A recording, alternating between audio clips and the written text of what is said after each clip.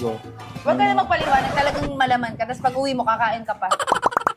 Ngayon naman magpapalaro tayo sa fiesta! Feeling bahay. Kapitana, kamusta na?